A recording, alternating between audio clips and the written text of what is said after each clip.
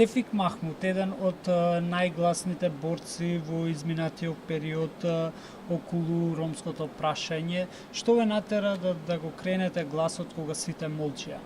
Фала ви многу за епитетот. Знаете, импетусот за тоа што го направивме до сега е всушност една причина да бидеме промената што сакаме да ја видиме во нашата околина, во нашата заедница и во нашата држава. Тоа е всушност најглавната причина позади тоа што го направивме во последниве не 10 месеци, туку 10-15 години. Така. Која е вашата прва иницијатива кога сите некако се плашеа да кажат дека нешто им смета, вие одлучивте вашиот револт да го изнесете на улица? Која беше вашата прва иницијатива? Ги има многу, сега гласно размислувам, ако ви текнува на иницијативата полициската бруталност што се има случајно пред, да речеме, 10 или 17 години, ако не се лажам, на пазарот во Шиторизари, кога дошле алфите и го испотепале буквално сите на пазарот во Шиторизари, тогаш, да, бевме единствените што го кренаа гласот и организиравме една од најмасовните демонстрации што се има организирано во историјата на ромскиот активизам, не политичка демонстрација и од тогаш до сега, да, фала му на Господ, немавме некој таков немил настан во Шиторизари. Така. Што после тие протести, дали еве изминативе неколку години нешто се промени? Секако да, ако ме прашувате дали имало некој импакт во генерално ситуацијата на ромите, да, еве, ако го земаме пазарот на Шиторизари, благодарение на таа иницијатива, многу семејства веќе екзистираат во Шиторизари во последниве, како што реков, 10 или 17 години.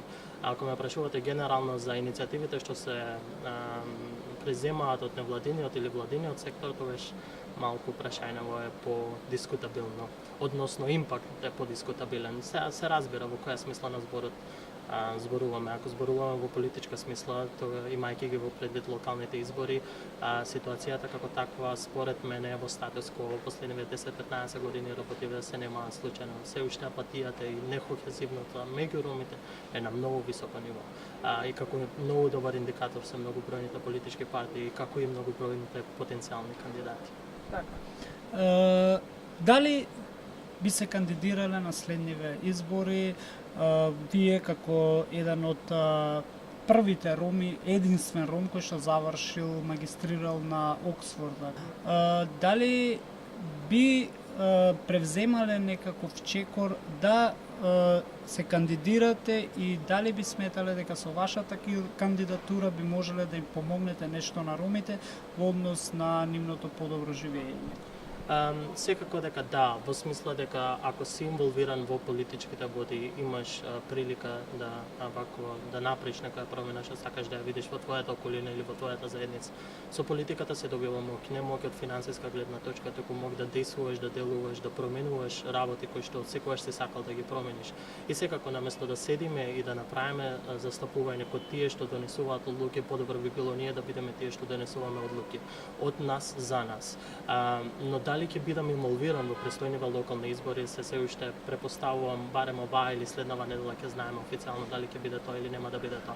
Но без разлика дали ќе одлучам или нема да одлучам, помагањето дали на локално ниво или од меѓународно ниво, како што досега го направивме, ќе биде секако застапен и ќе бидам тука секогаш за тие работи што сметам дека треба да се направат за нашиот народ.